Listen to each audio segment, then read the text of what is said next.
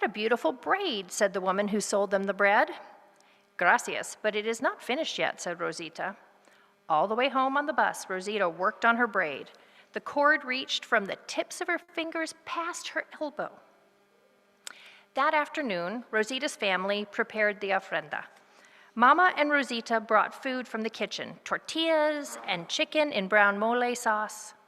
Rosita helped her mother light a candle for each soul they were remembering. "One for your tío Antonio, and one for abuelo Leon," said Mama. "One for my tía Dolores, and one for our dear abuelita." And then everyone added their gifts to the altar. Everyone except Rosita. "Where's your braid?" asked Mama. "It isn't finished yet," Rosita said. All afternoon, friends came to visit, bringing their gifts for the dead. As each person arrived, Rosita stopped braiding and hurried to greet them. Abuelita never came. "When will I see her?" she asked Carlos. "Silly," he said. "You won't be able to see her. Spirits are invisible." "If spirits are invisible," Rosita asked Papa, "how will I know when Abuelita is here?" "You will feel that she is near," said Papa. How will it feel? Rosita wondered as she braided her cord. More friends arrived in the evening, but Abuelita didn't come. "Where is Abuelita?" Rosita asked Papa. "Why didn't she come?" "It's a long way from heaven," he said. "Perhaps she'll be at the graveyard tomorrow." So the next day, Rosita and her family went to the graveyard. They pulled weeds and washed gravestones. When the graves looked beautiful and new again, they spread out a picnic. As they ate, they told stories of the people they remembered. "Will Abuelita be here soon?" Rosita asked. "Think of all the things you loved about Abuelita," Mama suggested. "Then she will know where to find you." Rosita braided her cord and remembered. She remembered her grandmother's husky voice when she sang the song about making tortillas. She remembered the tales Abuelita told her while she cooked chilies for salsas. Rosita braided, remembering all that she had loved. As twilight deepened, she finished the braid. It was as tall as she was. Rosita sat by her grandmother's grave, stroking the cord with her fingers. In it, she had braided the things she remembered, the scent of her grandmother's dress, the plah, plah, plah of the hands on the tortillas, her songs, her scoldings, her tales, and the taste of her salsa. Closing her eyes, Rosita began to feel warm, as if she was safe in her grandmother's arms. Soft winds brushed her face like a kiss, and then in her heart, a husky voice whispered, "Buenas noches, Rosita." "Ah, Abuelita, you came. Mira, I made this for you."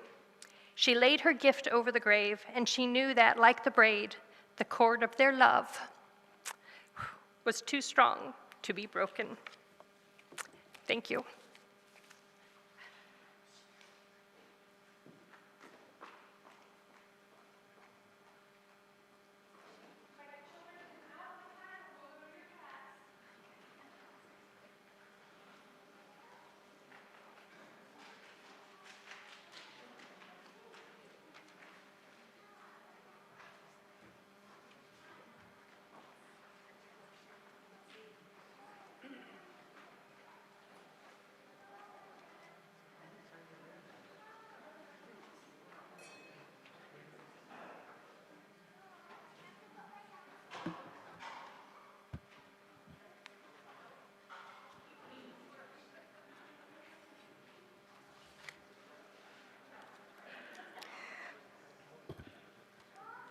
Good morning again, and welcome to Valley Unitarian Universalist Congregation. Welcome to visitors among us, as well as those of you viewing on Zoom or on our YouTube live stream. We're so glad you're here, wherever here is for you, because without you, we're not whole. And wholeness in togetherness is miraculous, given the divisions that keep us separate and have been keeping us separate as COVID has raged itself through our community.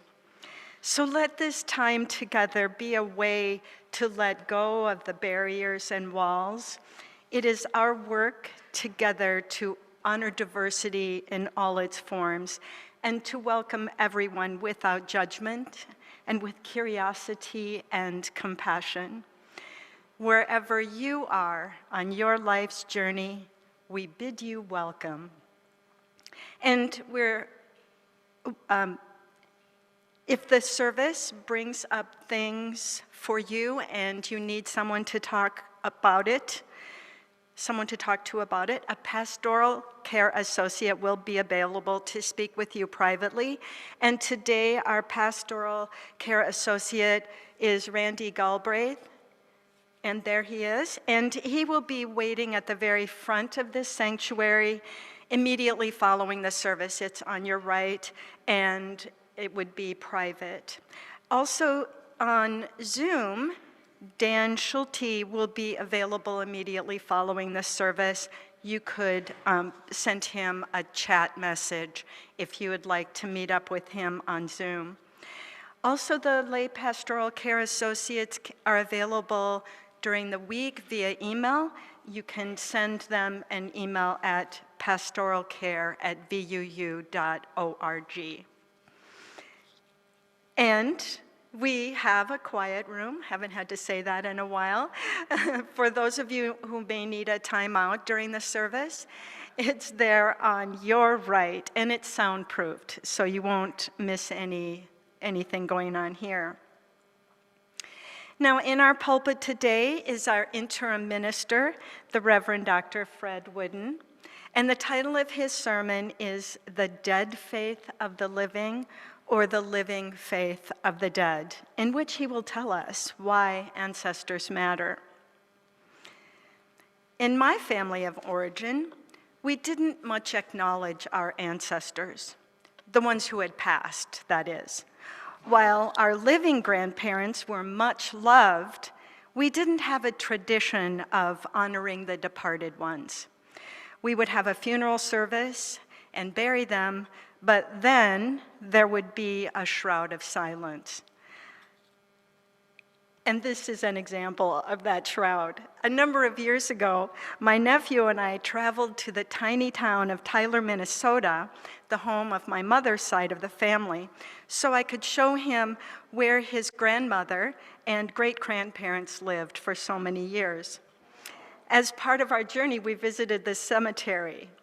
It was only then that we noticed my grandfather's name was spelled incorrectly on the headstone. The depth of the silence is truly amazing.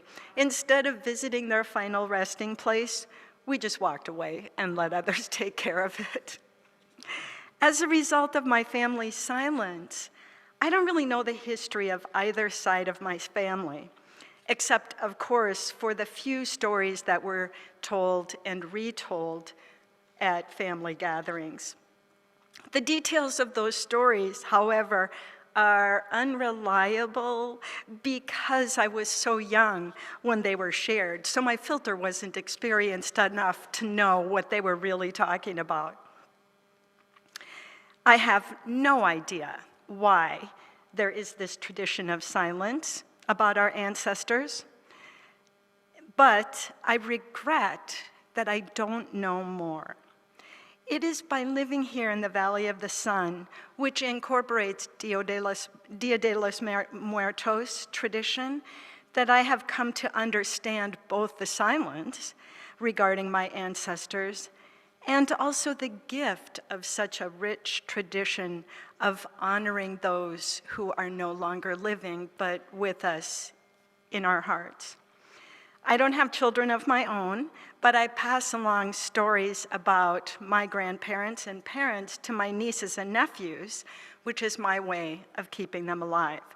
Little things like, hey, did you know your grandmother Betty liked sweet and sour gummy worms? They always enjoy that one. The silence on my father's side of the family is even murkier. I've never been to this cemetery where my grandparents are buried, and in his effort to do what one should do In the years after his parents passed, my father purchased 2 cemetery plots in Minnesota from a door-to-door salesperson and then promptly forgot about them. We only know about them because my brother found the certificate when he was closing up their estate after their deaths. I know. So they were already cremated, of course, by that time, with certificates that my father had purchased from another door-to-door salesperson here in the valley. So they were cremated, and then we discovered the cemetery plots, which my brother and sister-in-law will use when their time comes. My father had a vision for his ashes. He said, "Yeah, spread them in the water hazard on the 13th hole of my favorite golf course. While singing, I'll fly away." Fortunately, my mother didn't express any last wishes. I was the keeper of her ashes until he passed 2 years later, and then as a family, we all decided to meet in Minnesota to have a memorial service.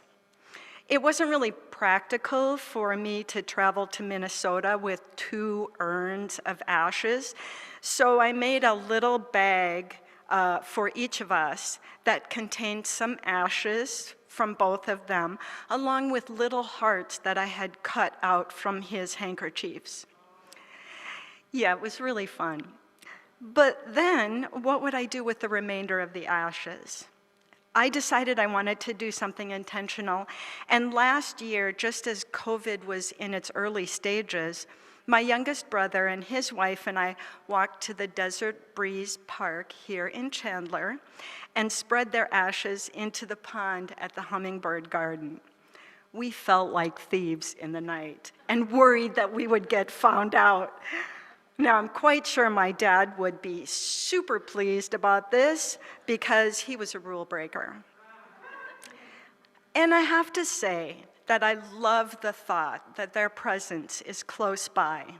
I walk that park with my dog almost every day, and a few times a month, we sit by the pond and ponder their lives, our lives together, and current family news. I've been quite surprised by how much this means to me, and I know deep in my heart that my mother would love this, as she loved birds and flowers. And knowing that her final resting place is rife with hummingbirds, water lilies, dragonflies, and visits from me and my dog and visiting family members would make her super happy. On occasion, I take my Japanese bamboo flute and play for them. It's so comforting and peaceful that I've purchased my own cremation certificate and have told my family to let me rest in the pond of the Hummingbird Garden at the Desert Breeze Park. I suppose it's not legal, but then I'm a rule breaker too. Blessed be.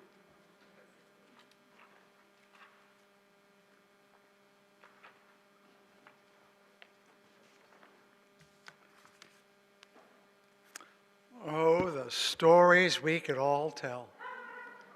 And you should. Stories untold are lives that need more attention. There's so many things I could talk about as we get to the offering.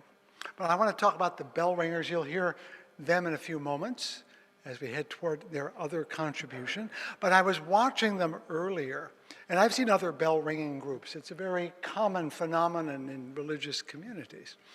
But it's not so common among Unitarian Universalists. We are individualists. We don't let people tell us what to do. If I want to ring my bell now, I'm going to ring my bell now, not when somebody else tells me. And yet, here are these wonderful people agreeing to wear the same clothes, show up in the same place, ring their bell only when told. It's the most un-UU thing I can imagine.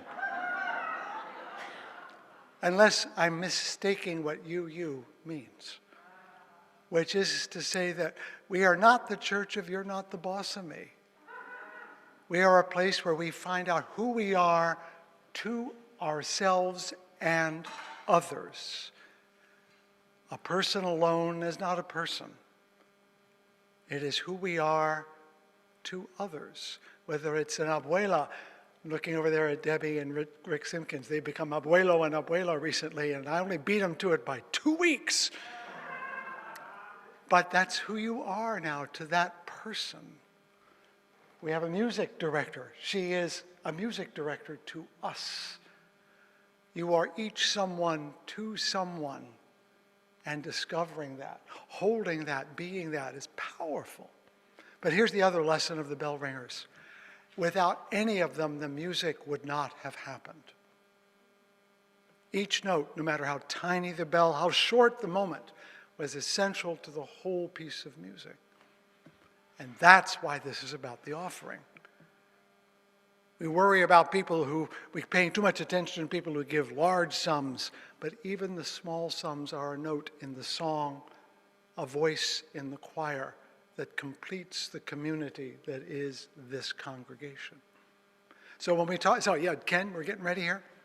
Ken St. John is getting ready to go get your notes that you're going to ring this week to sing the song of Valley Unitarian Universalist Congregation. And if you're at home, you can give right now by going to vuu.org. You can text, you can click, you can phone, you can mail, you can drop by. It doesn't matter. We need to hear your voice, hear your song, your note in the symphony that is Valley Unitarian Universalist Community. That offering, all of it, will now be most wonderfully and gratefully received. Katie, you going to help us out now?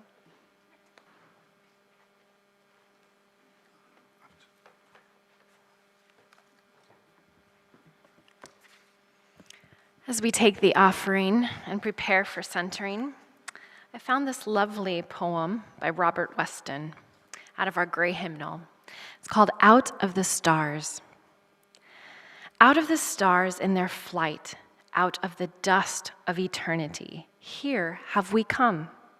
Stardust and sunlight mingling through time and through space. Out of the stars have we come, up from time. Out of stars have we come. Time out of time before time in the vastness of space, earth spun to orbit the sun, earth with the thunder of mountains new born, the boiling of seas. Earth warmed by sun, lit by sunlight, this is our home. Out of the stars have we come. Mystery hidden in mystery, back through all time, mystery rising from rocks in the storm and the sea. Out of the stars, rising from rocks and the sea, kindled by sunlight on earth, arose life. Ponder this thing in your heart. Ponder with awe. Out of the sea to the land, out of the shallows came ferns.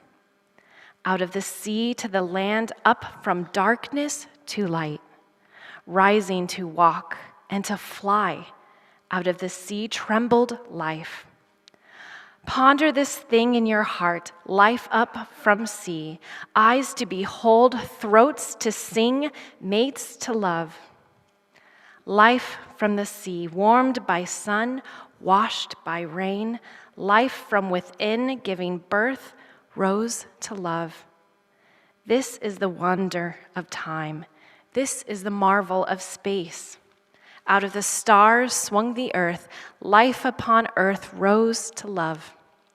This is the marvel of life, rising to see and to know. Out of your heart, cry wonder, sing that we live. Robert Weston, Out of the Stars. During our time of centering, we're going to be blessed with that harmonious sound of many people coming together, ringing individual bells into one, blessing us with their vibration that carries in this room and throughout to our community online. They'll be playing Only Time by our own chalice ringers. Then we'll come into a moment of prayer, with Reverend Fred Wooden, and then end with another song, blessed by a beautiful voice by one of our own, Trisha Amato, singing Let the Mystery Be. I invite you to enjoy the music and to allow it to center you now.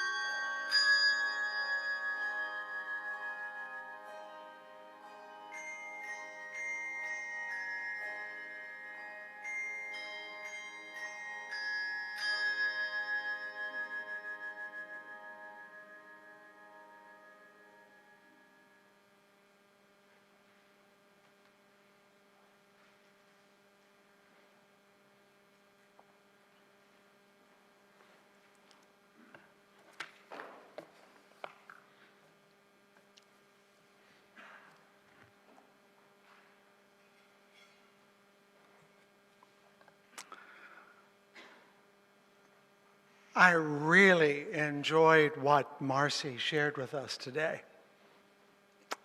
I think that touches on some very important stuff that we all know. A lot of people in this room are now in their abuelo, abuela stage of life. Whether you have your own children or you're just the coolest tia or tio in the neighborhood, there is something to be said for elders and youngers. The riddle I was taught years ago is, do you know why is it that grandparents and grandchildren get along so well? They have a common enemy. And this came to mind as I just happened this morning to be reading an old New York Times magazine. I brought a stack of them with me. I was a subscriber for over a dozen years, and I could never get to the end of the magazine, much less the newspaper, much less the magazine. So I said, I'll save it for later. 10 years later, I have hundreds of New York Times magazines. And the good news is some of the articles are now useless, but some of them are still pertinent. And this morning, I happened to pound one about the late Fred Rogers.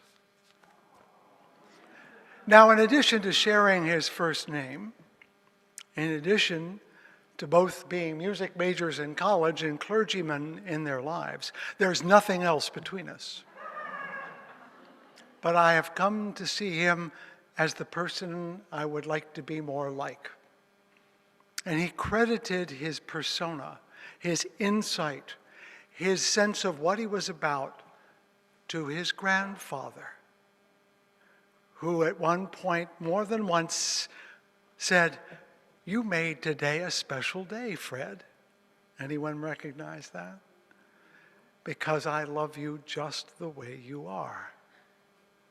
Now, that's not something only a grandparent can say, but it's something a parent finds it difficult because we want to encourage our children to try and accomplish. We have to push them along. But if you're the grandparent or the cool aunt or the neighborhood old lady who bakes cookies, you can say that.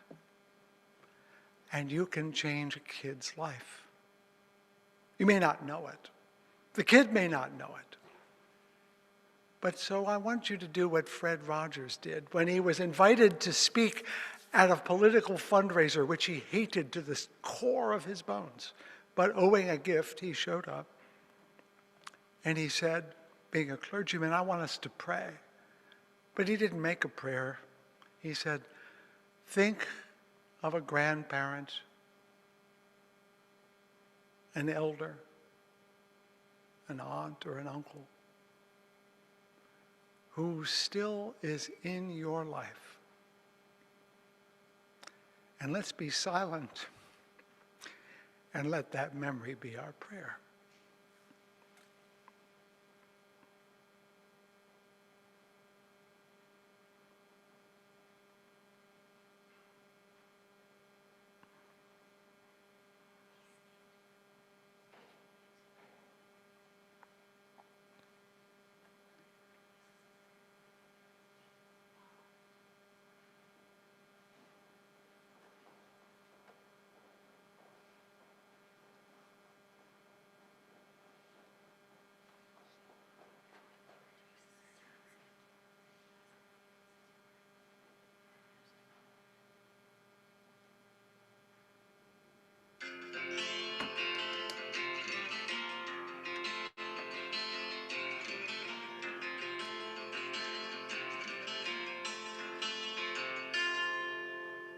Everybody is wondering what and where they all came from. Everybody is worried about where they're gonna go when the whole thing's done. No one knows for certain, and so it's all the same to me. I think I'll just let the mystery be. Some say once you're gone forever, and some say you're gonna come back. Some say you rest in the arms of the Savior if in sinful ways you lack. Some say that they're coming back in a garden, bunch of carrots and little sweet peas. But I'll choose to let the mystery be. Everybody is wondering what and where they all came from. Everybody is worried about where they're gonna go when the whole thing's done. But no one knows for certain, and so it's all the same to me. I think I'll just let the mystery be.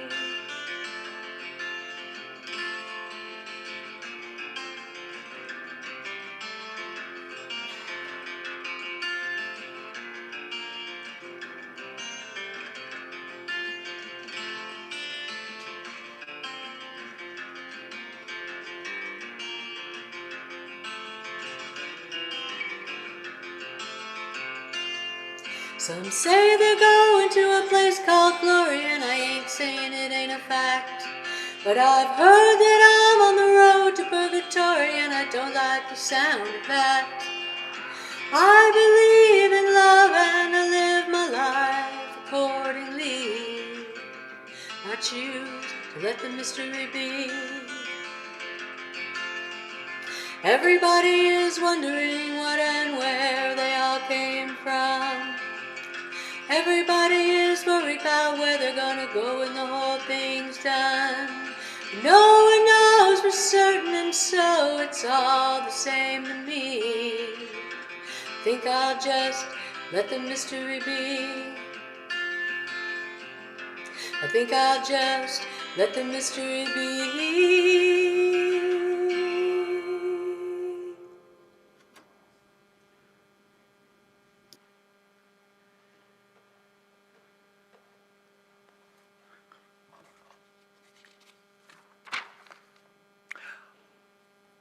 I think money always wins, don't you? Just like Christmas and Easter, Halloween has become business, big business, marketed, packaged. I hear now that it is second only to Christmas as the holiday people spend the most money on. And like Christmas, the origins and meanings are slowly being buried under the layers of commerce and promotion. My father remembered when Halloween was more trick than treat, an excuse for pranks and boyish mayhem. No candy bribery allowed then, no costumes, and therefore no little children walking from house to house. They called it Devil's Night sometimes. There were no parties, no decorations, nobody hosting adults in sexy this or sexy that. There was only the occasional jack-o'-lantern. The spooky quality really was dominant, unpolished by television and movies. It was on Halloween, actually October 30th to be exact, that the famous War of the Worlds radio program came on that supposedly terrified the country. But there is even more to Halloween than spooky themes and pranks of our grandparents and parents' heydays. It has its ultimate source in folk religions. In this case, the ancient ways of Celtic folk whose culture believed that the midpoint between the fall equinox and the winter solstice were when the spirits of the dead were able to cross back into the world of the living. Bonfires were lit, meals were set, but two from the communities of color have lifted up ancestors as a vital part of the spirituality that we have not been part of historically as Unitarian Universalists.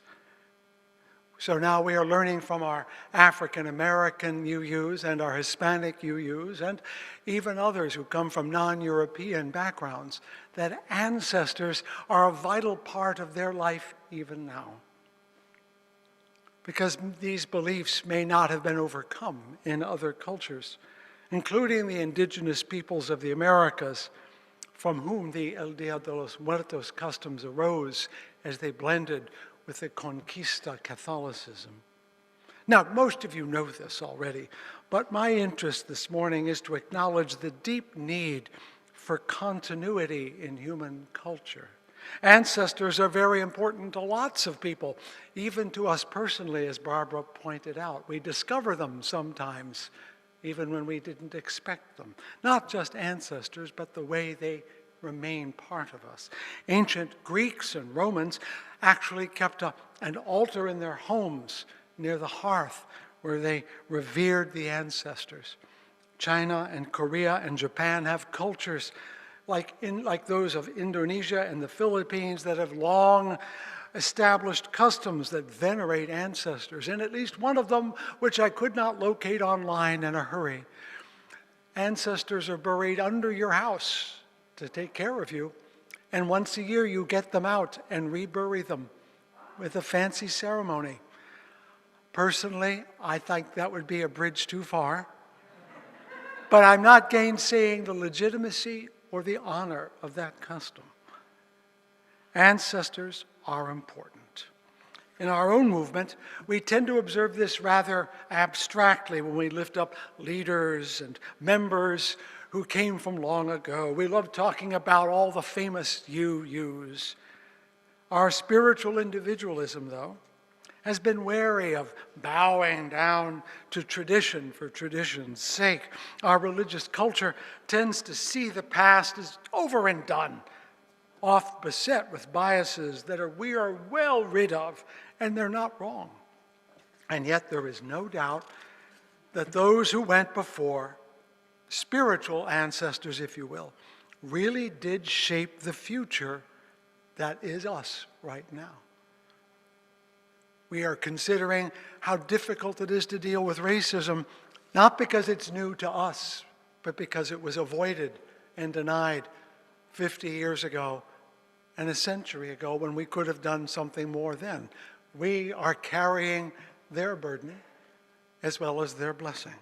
So what is our relationship to ancestors, our you ancestors? Somewhere between veneration or sweeping them into the dustbin of history, there's a better place.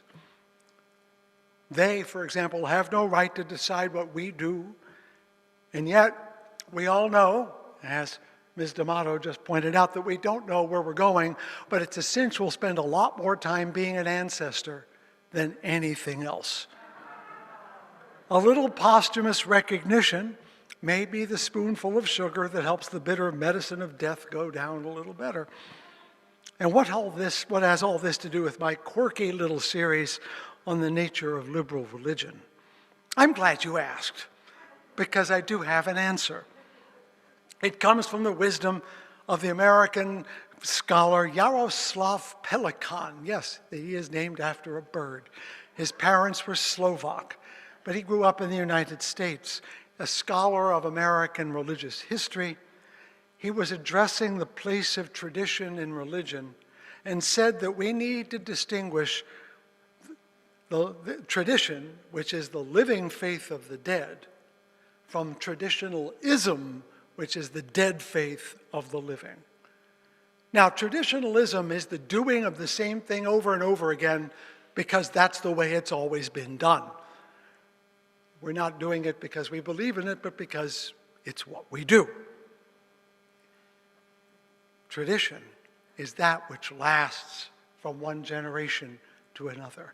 The gift that we receive, the grandparent who says, I love you just the way you are. We can recognize the dead faith of the living wherever nostalgia is the coin of the realm. There's an old joke about Episcopalians that captures this. I heard it from an Episcopalian, so it's okay. How many does it take to change a light bulb to remember the old joke? 1 to change it, and 4 to form a committee to remember how great the old light bulb was.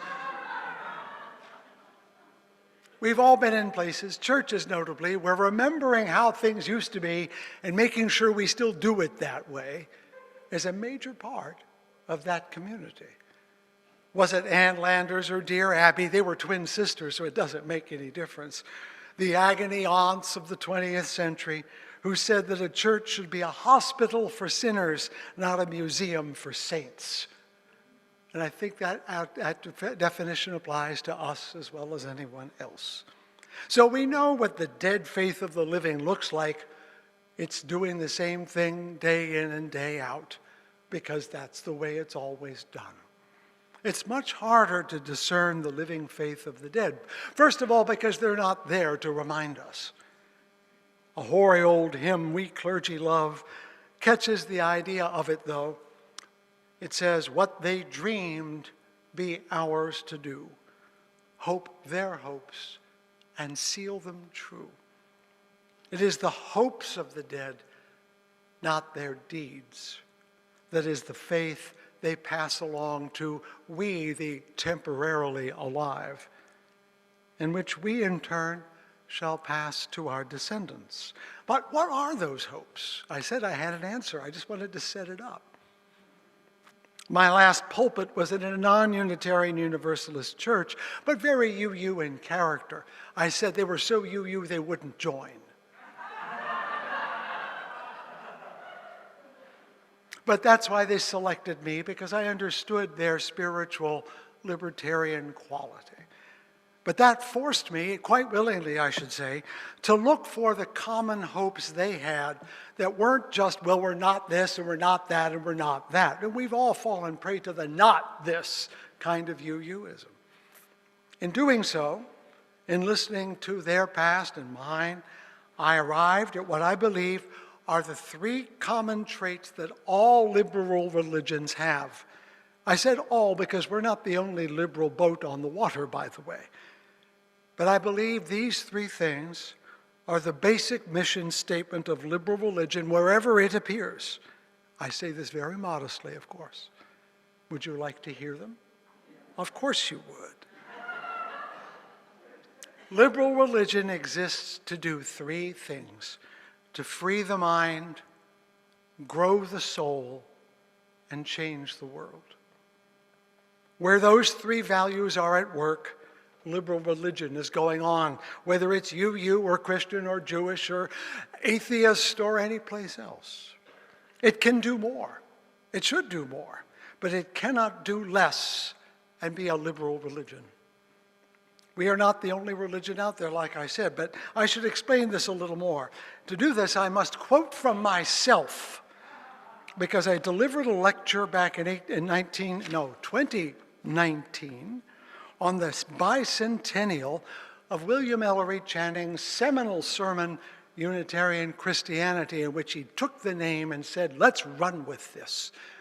The community of liberal Christians in New England had been harassed for years about being not illegitimate, and he decided, after being poked and prodded, that it was time to claim the name rather than avoid it. So he went to an ordination in Baltimore, of all places, where a new church was being ordaining its freshest, newest first minister, and used that occasion to preach on this new liberal religion. And I was pleased to be the bicentennial speaker on that occasion, which is not because I'm such a great fellow, it's because I'm the only minister who grew up in that church. But I did not shirk the occasion. And I took up this task then. And I said then, we exist, have always existed, across theologies and politics and polities to liberate minds from ignorance and error, especially our own. This was the signal insight Channing gave us. He called it rational Christianity, but it was more than reason applied to Scripture. That's why 17 years later, Emerson scolded his fellow Unitarian clergy, calling them corpse cold for their abstract, analytical attitude. He did not hold back. Rational religion alone cannot animate lives. If it does not, it is no religion at all. He has exposed something that was missing, not something that was wrong with Channing, but something that was not yet there. His famous advice to the clergy were to deal out to the people their lives passed through the fire of thought. Not because I'm the one to have to do it, it's something that you should be doing. And that's what it means to grow a soul, to examine your life with a relentless quality. Ever to examine what you've done and what you think and ask, is it moving you into a deeper and better life? A. Powell Davies, the famous minister from All Souls Church in D.C., once put it this way: life is just a chance to grow a soul, a chance, and you only get one. Less than a decade after Emerson scolded the rational Unitarians and told them to come alive soulfully, soul, soul, and evermore soul, he said. Theodore Parker went a step further and insisted that even if you know the truth and feel it, if you don't act upon it in the world, you have dropped the ball thoroughly. Theodore Parker was a notable abolitionist. We like to brag about him, forgetting that most Unitarians were not. But he was active in the Underground Railroad and during the Fugitive Slave Act, in fear of catchers looking for hidden slaves, kept a loaded pistol in his desk in his office. That is someone who is about to change the world. Can we truly say we believe in growing a soul if we do not wish to grow justice at the same time?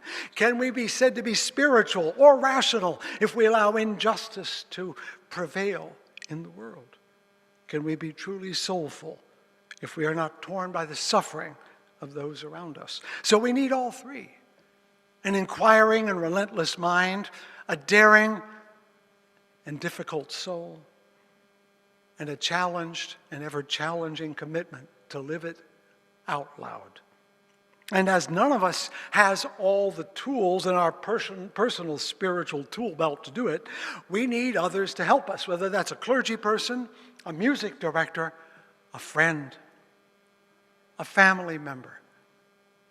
And so we create congregations. We gather together so that we can liberate each other's mind. We can grow each other's soul. We can challenge each other to change the world, because that's lonesome and scary business. There is so much more than this. And you can readily sense that if you ponder these three mandates. They are not answers, though. These are commands.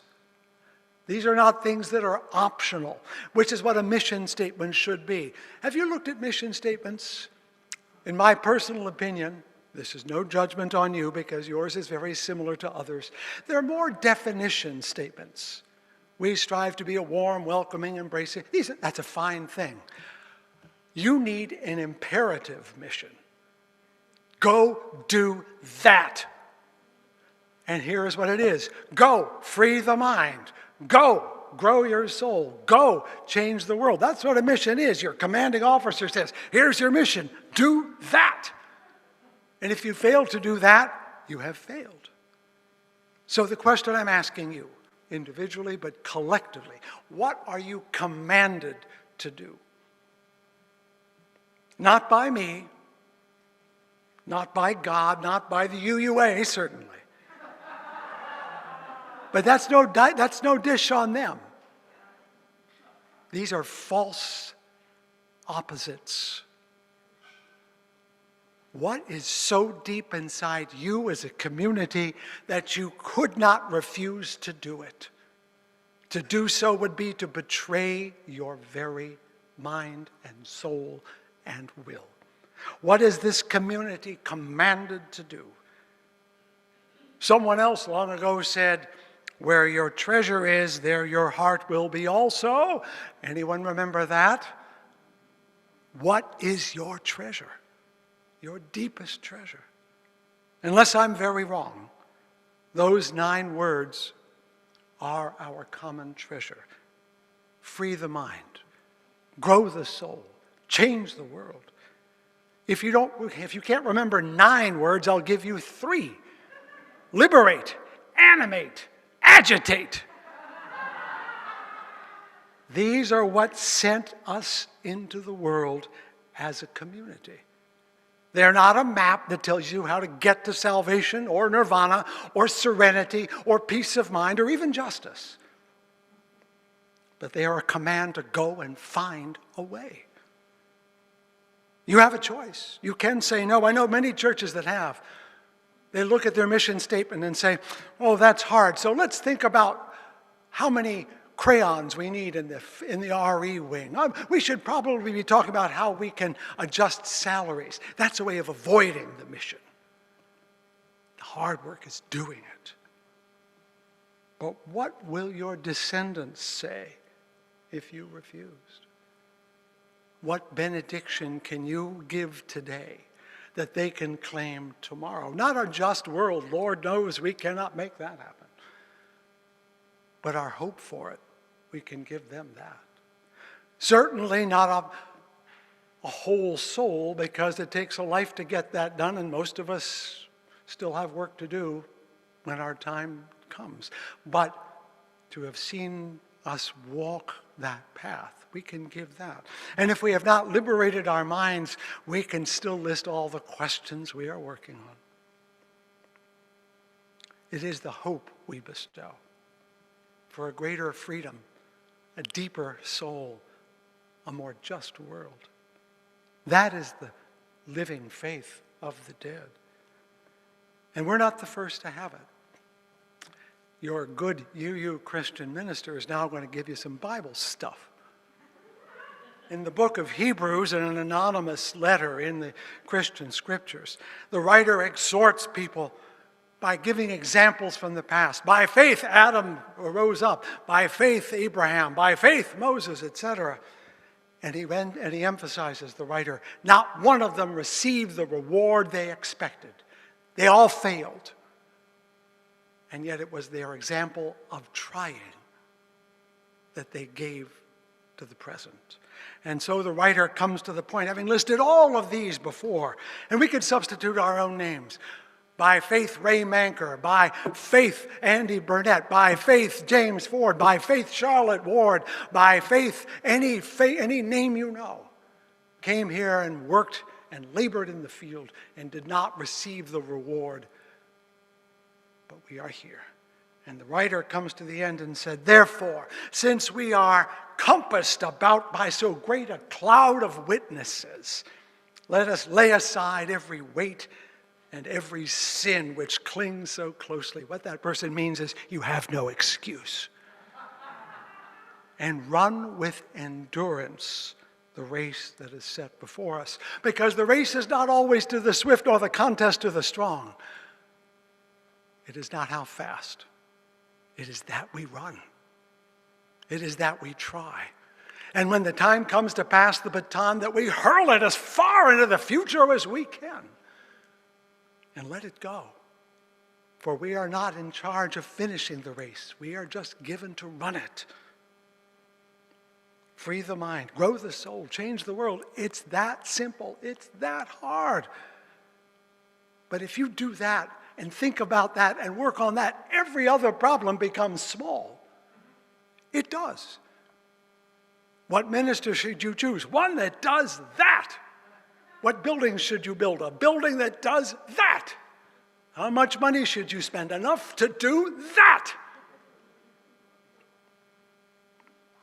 Free the mind. Grow the soul. Change the world. So I've gone from 5 smooth stones to 4 spiritual practices to 3 mission statements. You know what's coming next week. But I put this at the middle because this is the one you need to remember most. If you don't do this, turn in your UU card. You're done. But if you do this, your descendants will sing your praise. That's what Moses did, standing on the far side of the Jordan, unable by God's order to cross over into the promised land, saying, I can't go with you. But he said, I put before you life and death. Choose life, that you and your descendants may live. This is the life of the liberal church. This, choose it, and your descendants will venerate you evermore. Amen and amen. Katie, top that.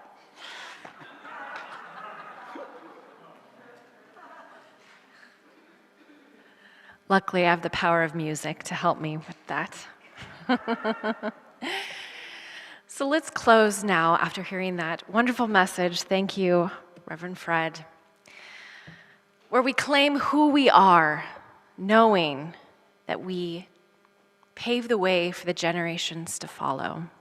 Please join in singing and humming and in heart and mind in our hymn, We Are.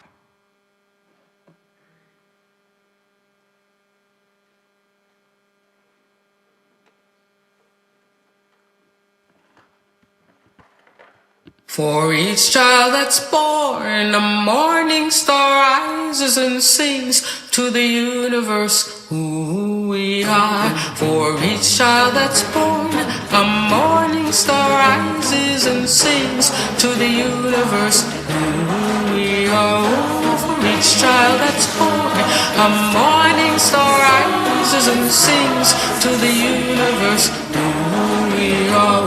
For each child that's born, a morning star rises and sings to the universe who we are. We are our grandmother's prayers, and we are our grandfather's dreamings, and we are the breath of our ancestors. We are the Spirit of God. We are mothers of courage, fathers of time, daughters of dust, and the sons of great visions. We're sisters of mercy, brothers of love, lovers of life, and the builders of nations. We're seekers of truth, keepers of faith, makers of peace, and the wisdom of ages. We are our grandmother's prayers. We are our grandfather's dreamings, and we are the breath of our ancestors. We are the Spirit of God. We are mothers of courage, fathers of time, daughters of dust, and the sons of great visions. We're sisters of mercy, brothers of love, lovers of life, and the builders of nations. We're seekers of truth and keepers of faith. We are makers of peace and the wisdom of ages. We are our grandmother's prayers. We are our grandfather's dreamings, and we are the breath of our ancestors. We are the Spirit of God.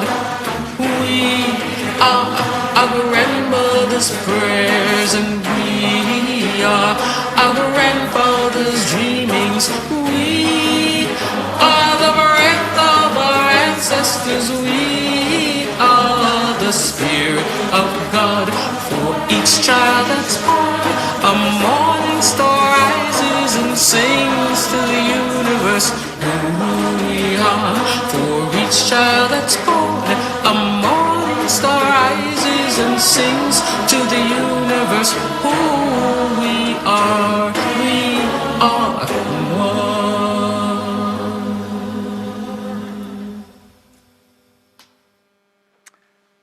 Words from my colleague Laurel and Bellamy, who wrote, We are our grandmother. "The ancestors can always come back when you don't expect them," right? We're haunted. Laurel and Bellamy wrote, "If here you have found freedom, take it with you into a world still struggling in chains. If here you have found comfort for your heart, share it with those broken. If you have dreamed a dream here, share it and help each come true. And if you have felt love, take it out to a bruised and hurting world.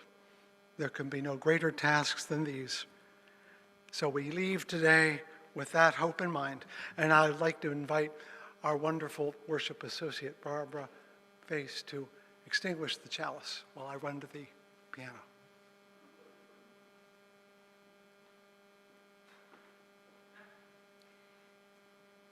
And please join me in saying our chalice extinguishing words. Though we extinguish the chalice to each other and this community remains, may its light guide us the path of justice, speak words of love, and fill our world with compassion until we meet again.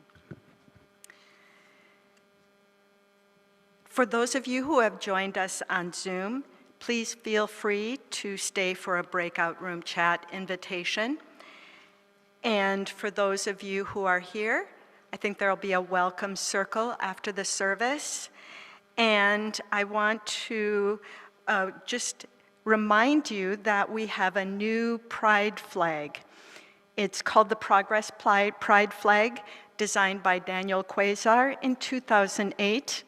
And it shows the traditional 6 colors and then added transgender blue, white, and pink stripes and the black and brown stripes of the Philadelphia Pride flag. I'm super proud of it, and the chevron shape is to denote the energy of progress.